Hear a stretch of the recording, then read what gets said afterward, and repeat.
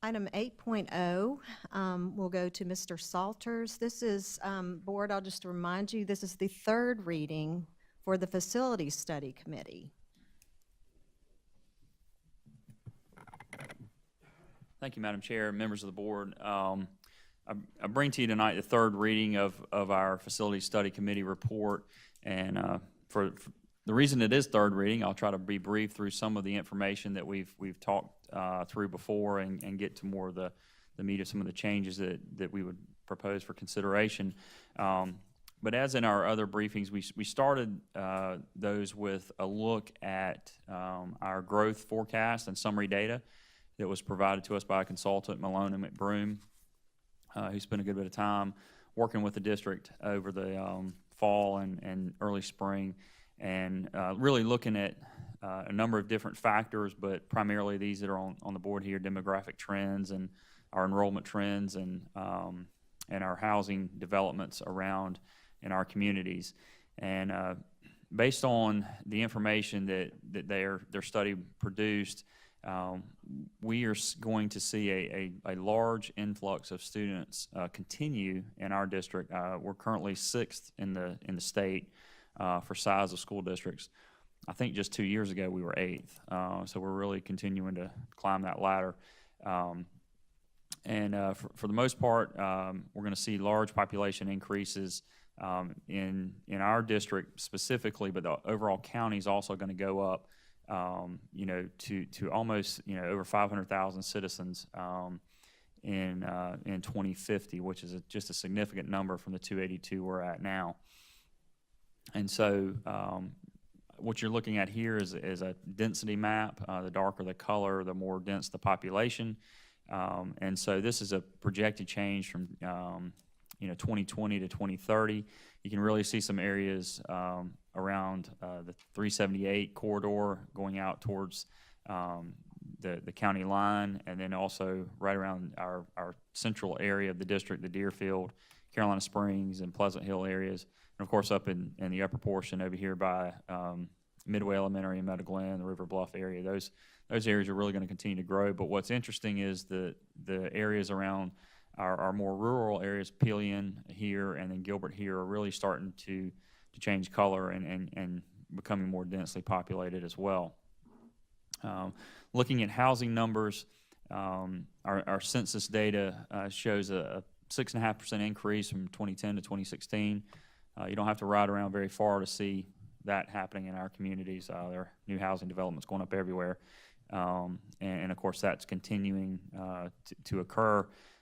As I mentioned, primarily in these areas here, Deerfield, Pleasant Hill, Rocky Creek, Lake Murray, Carolina Springs, and Midway, we've seen significant permitting of our 3-bedroom and larger homes in those areas. And you can see that's just a density map of those permits. And of course, this particular one here is it's actually about an 800 home neighborhood, just down from White Knoll High School. So that gets you by default a red blop on the map there. Looking at our data, it's very key to know how many students are going to come with those new homes, and we have a factor that we've created that gives us basically a multiplier for every new home in each of our attendance areas. So the overall average for a new home breaks out to about 0.65 students per new home.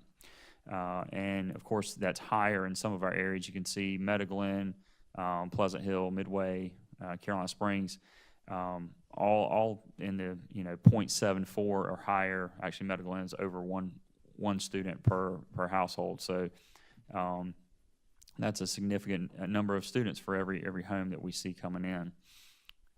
And we're also seeing that number continue with our turnover homes. So this is a resale homes. And if you're a realtor, this is a pretty exciting chart for you, because that resale market has gone up 45% in the last recorded data from 14 to 16. So there's a lot of homes being resold in our communities as well. And the interesting thing there is the overall average students produced out of that is 0.41. But again, you can see in Meadow Glen and Pleasant Hill, Midway, those areas well above that average. looking at almost a 0.6 factor per household. So really useful information for us to be able to target and pinpoint where new students are going to be coming from. Taking a look at some county data or permitting data, these are what we would consider shovel-ready projects across the county. And there's about 5,100 of those sitting out there right now. And if you apply our multiplier to that number, that if these homes build out as they're projected, that's another 3,300 students right there over the next 7 years.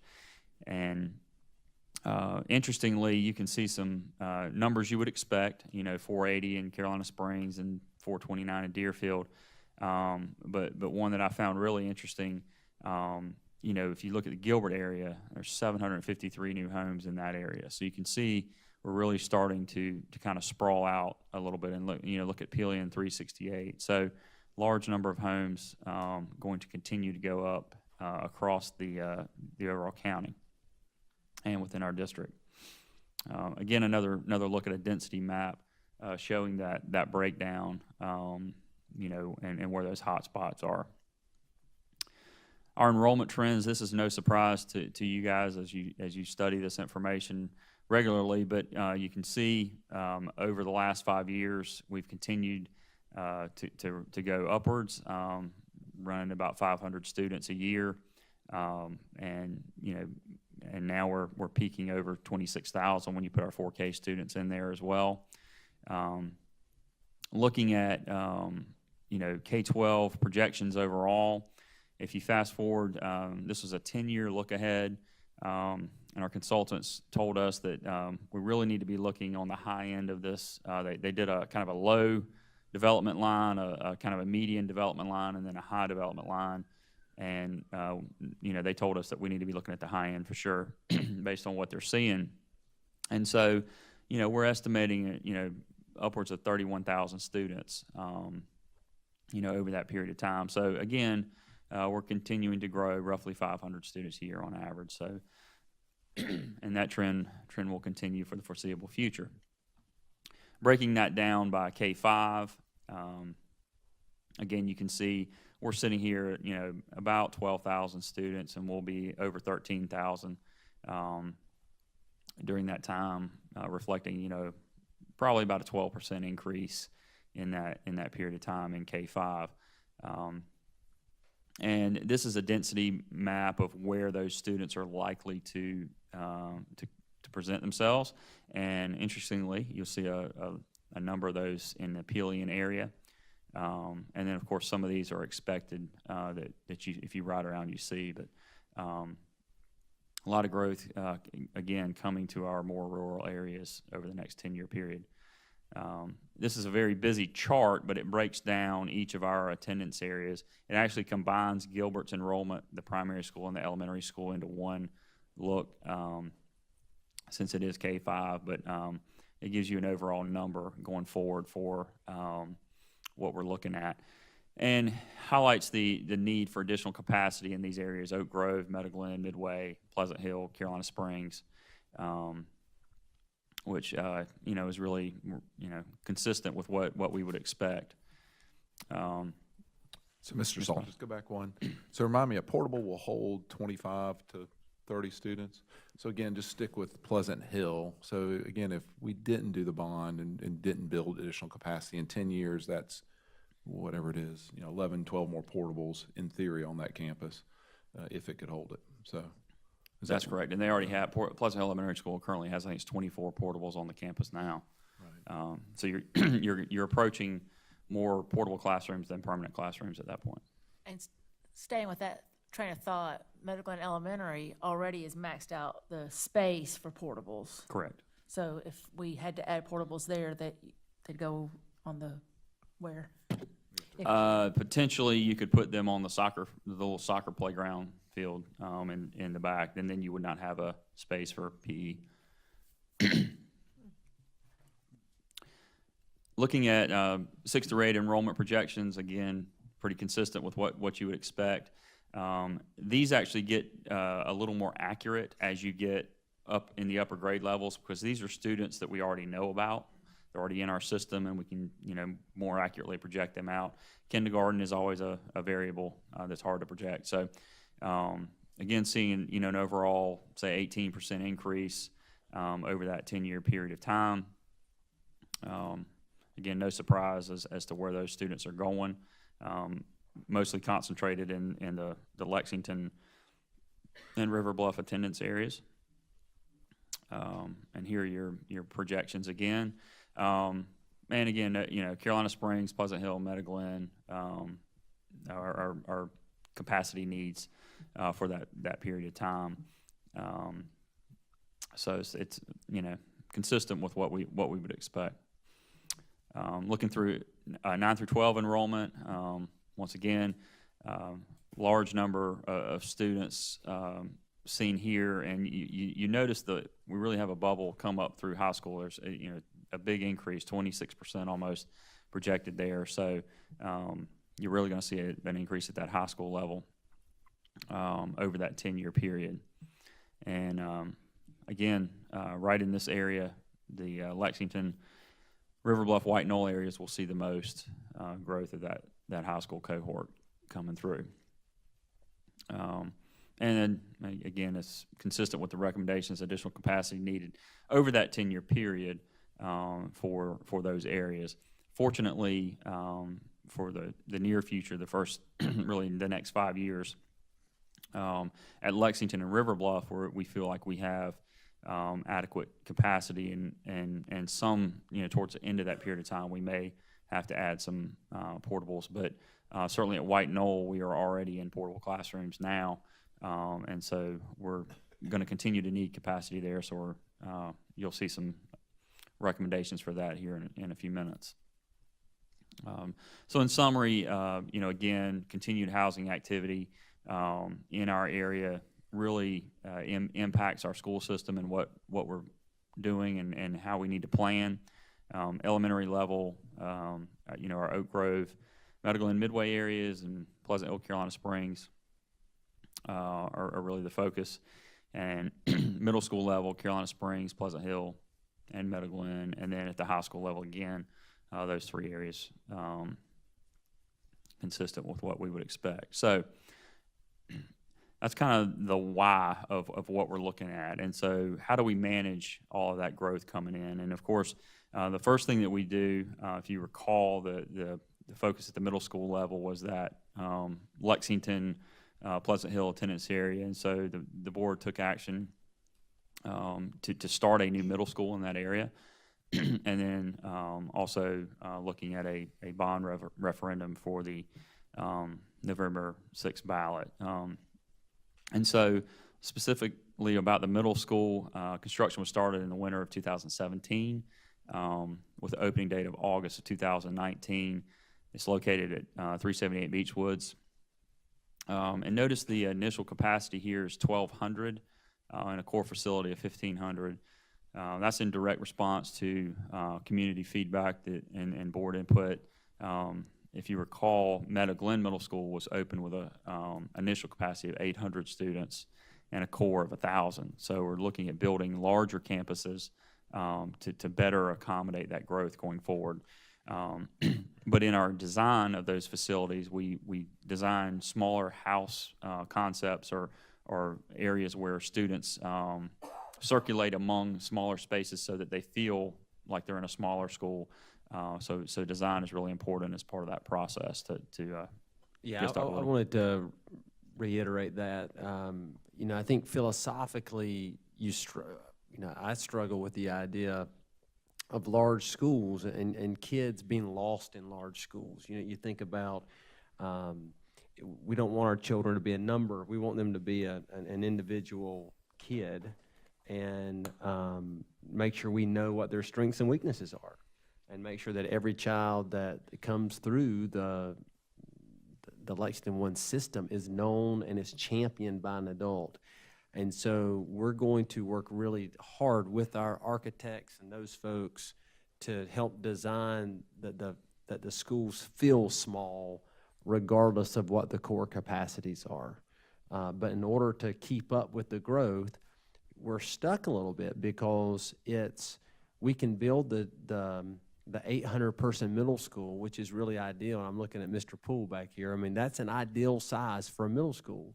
But then all the kids are going to be in portables. So why not go ahead and make it bigger and make sure they're in the building, and make sure that the cafeteria, the cafeteria can handle that, and the media center and those places that are so critical for the core facility. So I just wanted to. Every time we bring this up, I'm going to reiterate that in these meetings, because we really want to make sure that our children are known and they have champions. And so we're going to try to do the best we can to make the architecture and the design of these buildings feel really small, feel intimate, so that people, that when children come to school, that they're known and can move around in smaller groups. I think from a security standpoint too, when you have so many portables, it's just another layer of security that we have to add on. Not that we mind doing it, but when you have a brick and mortar building, it's much easier to secure it and lock it down and all the good things that we need to do. Yeah, that's very good points. This is a rendering of the school, and again, this is a prototype plan, so this plan would be replicated for future middle schools. We'll tell you, you saw the August 2019 opening date, and we are on schedule out at the job site. I will say that we've had 16 inches of rain in the last 2 weeks on that campus. So that has made for an interesting construction schedule, but the folks are doing a really good job keeping up out there. So, but again, this would be replicated for future middle schools as we go forward. Talking about our facility study, want to highlight that we had over 100-member community committee that came together and attended 4 meetings, actually about 115 members. All of our schools were represented at these meetings. We focused on a number of topics, obviously growth, and then looking at our facility needs, talking about our future-ready classroom concept and future technologies that the district needs. And then spend a lot of time receiving community input and feedback. And that group developed developed consensus around a 5-year plan after attending these meetings and seeing these presentations. And a few highlights of the plan. First is a relocation of Gilbert Elementary School, Pelion Middle School, and Lexington Middle School. These are our 3 oldest campuses. And they're very difficult sites to expand and increase capacity on those sites and do renovations due to the new code requirements that we follow, whether it be county DHEC county stormwater requirements, or DHEC requirements, or office of school facility requirements, fire marshal, and so on. And so it has been looked at significantly, and it's more cost effective, we believe, to relocate these sites and increase capacity at these locations as we move them. So we would take, for example, a Lexington Middle School that would comfortably hold 800 students and create a middle school campus that could hold 1,500 students at the same time. So and the same holds true with each of the other campuses. And then we're looking to repurpose the existing facilities at Pelion Middle School. I think there was a conversation earlier about 4K. We would be excited to repurpose that building and to become a 4K center in the Pelion community. The same with the Gilbert Elementary School site. Gilbert Elementary School would offer some other opportunities as well to potentially partner with the town of Gilbert and some other folks to make use of some spaces there. The key for us in all these repurpose ideas is to preserve the integrity of these buildings, so that in the history and legacy of education in these campuses, because that means a lot to us and our community as well. So they will continue to serve students in our district when they're repurposed. Correct me if I'm wrong, but all 3 of those schools were the original high schools, correct? So a lot of people walked across in their cap and gown and got their diplomas at those schools. It's just that, give us the age. Gilbert, I think, is 75 years old. Gilbert and Pelion, early mid-50s built time in the frame. 50s. So they're, we would hope for a 75-year to 100-year process for any kind of building that we would build, and that's that's kind of where we are.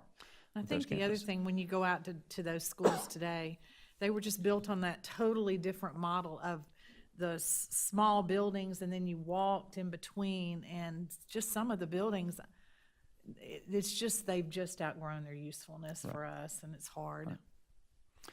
And so additionally, we would have 2 new elementary schools. One would be in the White Knoll attendance area.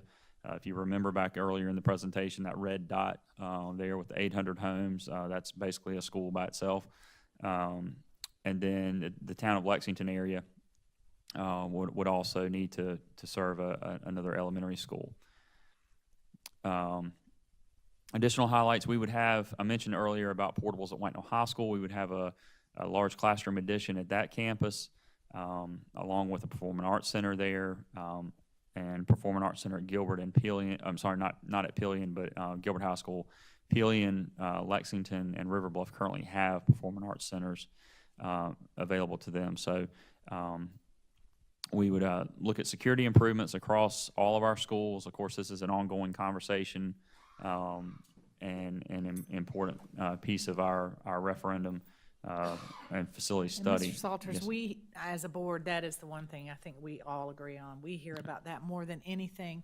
And I know the facts point to the need to continuously improve security. So I think that's a good thing that you pointed that out.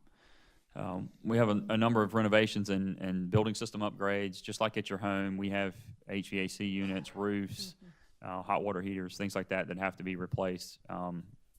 And so we have a number of those things in. And then our future-ready classrooms and technology for every school. We're very excited about this idea. Many of our schools, were opened in the early 80s, some of them late 70s, and the furniture that they were opened with is still the furniture that's being used. And so, yes, ma'am. I was just going to say that just teaching process is different now. The practice is different. And so getting updated furniture that can be moved and created to work more closely in groups with others, that, students to be able to do that is really key. Right. Many of us sat in rows and aisles, and you won't see that in our models. It's more collaborative groups, as you mentioned, and different orientations where a teacher can be teaching from different spaces in the room and working in groups. We have basically a kindergarten through 2 model, a 3 through 5 model, 6 through 8 model, and then a 9 through 12 model. And we've actually taken this concept out to all of our schools and put one of these classrooms in each school and as a prototype, and we're getting feedback this fall on that concept and what these models will do and how well they work. And so there may be some tweaks to some different elements in each classroom, but very excited about being able to bring this to each school in the district. Well, I'd like to echo what Ms. Knight said, because, to me, the teacher standing at the front of the room, rows and rows of wooden desks facing the same way, is boring. And this doesn't look boring. I mean, this is interactive with the teacher moving around the room and the students moving around to work with each other. It's pretty exciting to see it about to happen all across the district. Right. It's very active, and I would say that if you walk in our classrooms now, many of them are functioning this way despite what's going on, the furniture that's in the way in the classrooms, and so this will help with that And that's process. I'm sorry to interrupt, but when we've done a couple of our school tours, our teachers have been incredibly innovative and creative in using the furniture that they have to make it flexible and have a lot of variety, from removing the bottoms of the legs and making the tables lower, and bringing in their own equipment to make different seating. So the fact that we're going to be able to assist them in making these interactive classrooms is pretty exciting. And I think things like I don't know, you have to help me with the pronunciation, the undulating tables, and then the tables with the wheels and the way everything is purposely designed so that it can be moved and locked into place and switched, and that's what that means when you have tables that they can all shift and be locked in together in different patterns. Is that what we're striving for? Right, and it also, obviously teachers have different styles of teaching, and it will allow for different flexibility. So some may want, in some cases you may want rows if you're doing some kind of assessment or something like that, but then you can quickly move around and get into groups. So, and think about, if I could add a little complexity to it as well, think about the use of technology in a classroom. So let's just keep our eye on this one here. So you see the media share table in the front. So picture, if you will, a teacher there with a small group of kids providing small group instruction with the teacher, while at the other three tables, perhaps those kids are involved in some type of research or wherever they are. And then you may have down here at the other table, you may have that group of kids working on a specific project that's coming from somewhere else, or perhaps they've already mastered the material and there's an opportunity for that group to enrich the material at that table. So it provides the teacher with a lot of options to move around those students, to group them differently, and in a blended learning model, which is what a lot of our schools are working on and moving towards, and incorporating technology as a critical instructional device, this becomes almost mandatory to make it happen. And flexibility, Ms. Green, you used the word flexibility. That is really the key here. So while we're given a model for what it could look like, the truth of the matter is that there are lots of options that the teacher could utilize depending on what he or she is trying to accomplish for that given day. And it could look very different. We do give tests, it's every now and then in school. And so you need the opportunity to line them up and to give a test. Sometimes we do that. I know it sounds crazy, but sometimes we do that. But we also encourage, our new vision statement says, empower each child to design the future. Well, these are the types of classrooms that allow that to take place. Well, and this just as a reminder for me and everybody else that our buildings and the furniture and the materials and the technology are all supposed to support the instruction and what the teacher is doing with the students. We don't want our buildings and our furniture and our technology to constrain what the teacher feels is the right thing to do. And so Correct. I think we're moving in the right direction. Well, I think the other thing that's so important, we hear from Nephron, Michelin, Boeing, that when there are problems in production, when they have issues they're trying to solve, they want their employees to work together in a project-based sense to come up with reasonable solutions. And I think this is preparing students to be employees. So I think that's as important as anything we do too. Very good points. If I could now, I'd like to highlight some changes that we're looking at for third reading. You guys directed us to try to really focus on the impact of an overall referendum package and how to reduce that impact while maintaining the integrity of a facilities program that we have presented to this point. You heard feedback from community members and the Chamber of Commerce and specifically about the burden that Act 388 places on businesses. If you recall that homeowners don't pay any tax for school operations due to Act 388, so businesses bear the brunt of all of that. Now, with a referendum, that tax burden would be shared across all taxpayers.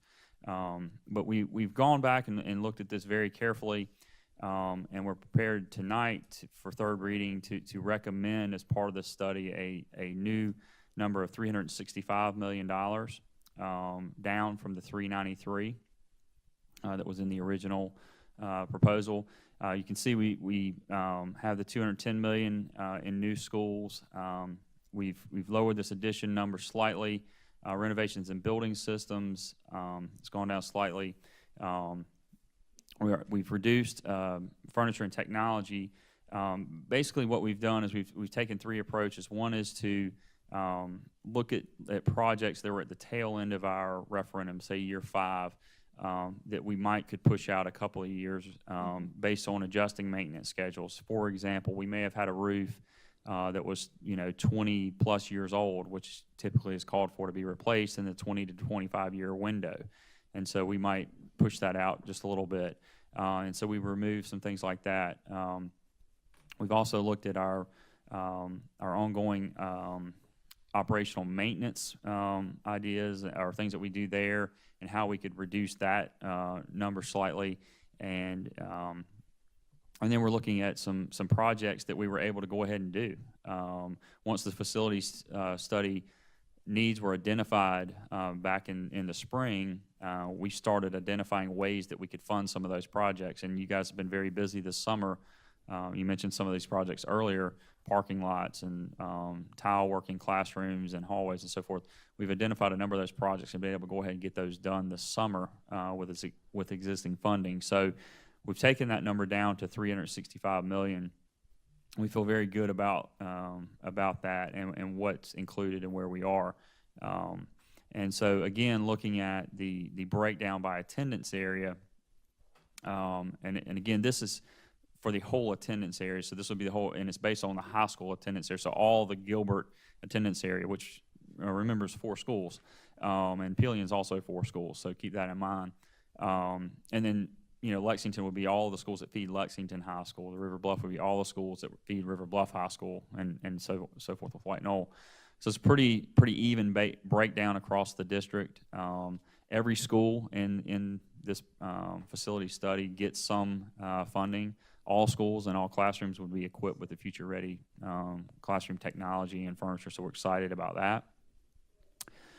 Talking about funding the package, take you back to 2008, which is the last time we did a referendum in our community, and it was for $336 million. We built 5 schools in the Lexington area. We built 2 elementaries, a middle, and a high, and then one new elementary in the White Knoll area. We did renovations at 15 locations across the district, and then we did technology and security upgrades across the district as well at that time. When we did that referendum, the millage for debt service was 73.3 mils. We agreed at that time to not raise more than 12 mils. And after all the projects were completed in 2015, the debt service millage actually went down by 2 mils.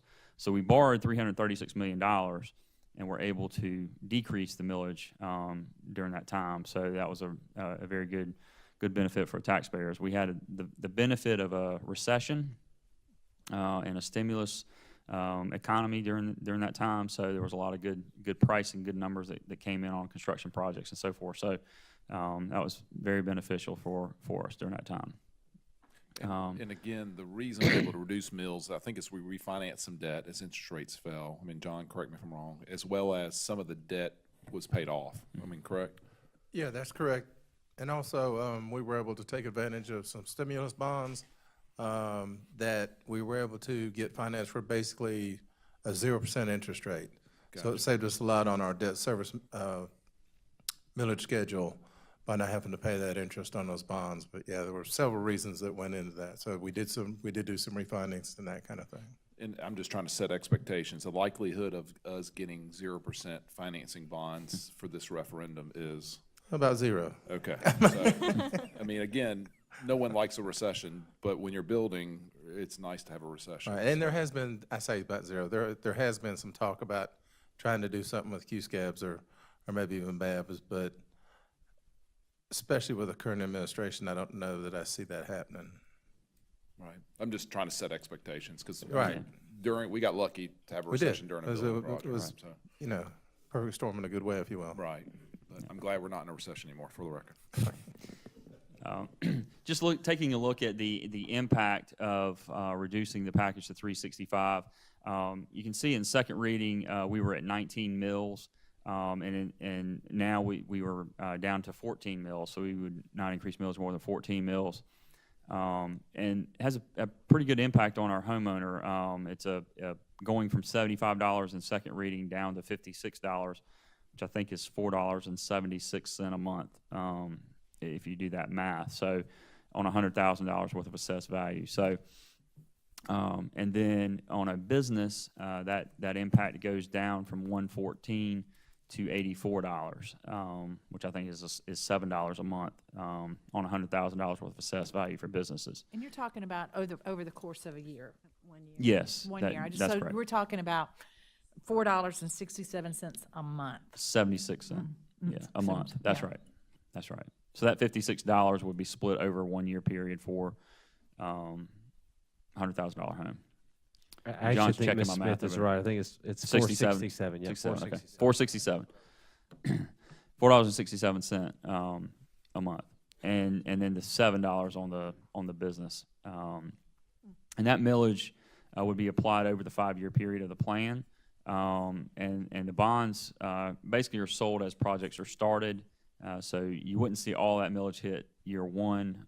It would incrementally start as projects were started.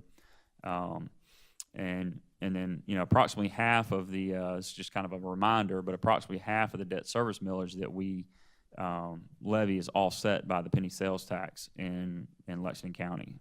So actually of that 56, I'm sorry, that includes that, doesn't it, John?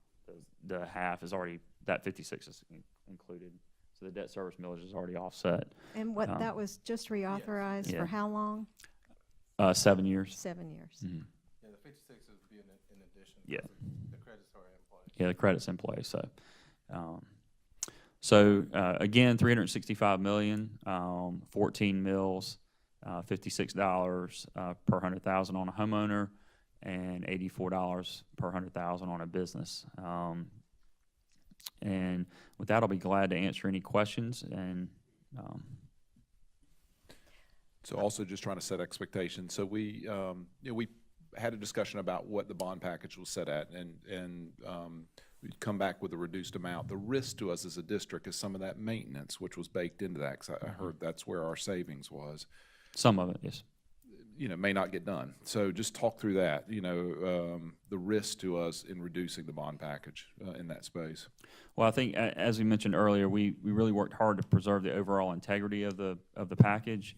And so we feel like if there are, say, a roof that's at 22 years, if you wait 1 more year, 2 more years, you're not going to see a significant risk by doing that. So we didn't pick projects that were very risky, if you will, to kind of push further out. I mean, I think that's what we were looking for, to try to minimize that. We definitely don't want to be exposed in any way to any major risk like that. I mean, of course, if a major hurricane comes through and does a lot of damage, then we can have a different conversation. And then construction costs are dynamic right now. So, I've been hearing of 200+ square footage cost to, for commercial buildings. So what are you hearing in the market now, and do you have any benchmarks even over the past year or two? Dynamic is a great word. We are, as I'm aware, we are the lowest construction cost currently in an active project. We're at about $175 a square foot for the building at the new middle school site. Recent bids in the Berkeley County, Charleston area, I've been hearing are in the $230 to $240 a square foot. We got some information from the upstate. I believe it was York County. It was over $300 a square foot. Now, a number that high, I believe, would include some other site work or maybe some land incorporated into that number.